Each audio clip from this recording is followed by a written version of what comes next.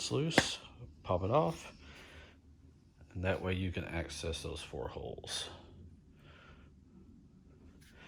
Once you access the 4 holes, take the screws out that are in there, holding it to this base plate. You don't have to do anything with these screws, but as you can see, there's holes here that match those 4 over there. So once you take this thing off, you keep the gasket on. You have to unscrew these and snake them back down through, both negative and positive, through the gasket, through that holder, because the opposite end of these cables are too big to fit through the holes that come through your power tray. So you take those completely off, mount this piece against the power tray, then run these positive and negative cables back up through. You do have to unbend and bend to take them in and out, but the little 10mm wrench or socket wrench to screw these back on. Put this little cap back on, and then you have it mounted. So you're good to go as far as getting mounted to the power tray. Next steps will also include mounting the power tray into the car, running your accessory light wires up through the little slits here that you have, some there, and there's some back here too as well. And then you will snake those through those slits, which come up right here, into the power accessory holes, you know, the positive and negatives.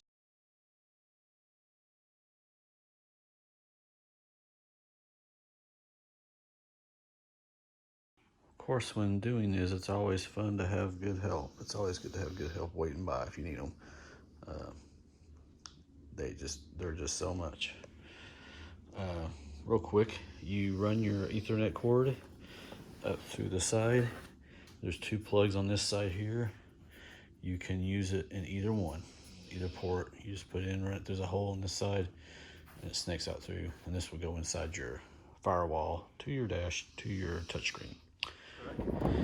First thing we want to do is kind of, we got these nuts and bolts right here, 2 small ones that come with the kit. The upper one will go in one of these 2 slots. The lower one will go right down in here. There's a couple of holes down there. You can fit one of those in. And on the other side of the power tray, you have these other 2 slots, which will use 2 of the bolts that came with it. They don't have a nut, and they will go in this area right here. So once we get those bolted in, the positive and negative from the battery are routed around, mounted to the top of the battery. And this LAN wire that goes to the touchscreen remote will be routed up through the firewall, where we currently mount all of our other wires. Doing this to get rid of this rat's nest.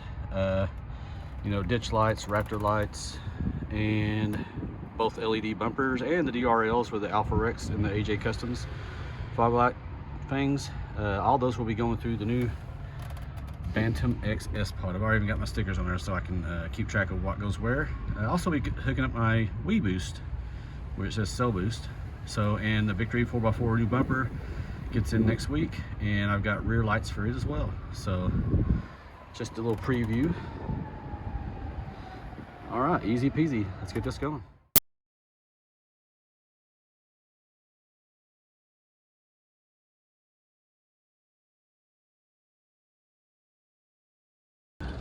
All right, so it looks like we have all the things wired up. We have, sorry, I cut myself hurt. Wii Boost, rear bumper lights, front bumper lights, grill lights, which are the Raptor lights. Your daylight running lights, that would be off the Alpha Rex and the A & James Customs. Ditch lights, and then at some point we'll probably do roof rack lights, and then maybe I don't know, maybe something else, maybe rock lights at some point. Who knows? It'd be a pretty fun thing. So that's pretty much the gist of it. You know, if you have any questions, please feel free to ask.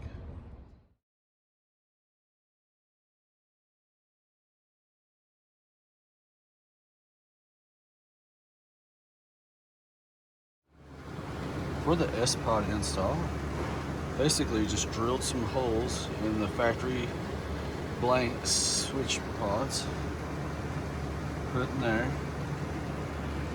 And now we're mounted. Very happy with it. Yeah, it'd be nicer if that wasn't showing, but you know what? It's convenient, it works better, and I'm happy. I may change it up later at some point, but for now, very happy with it.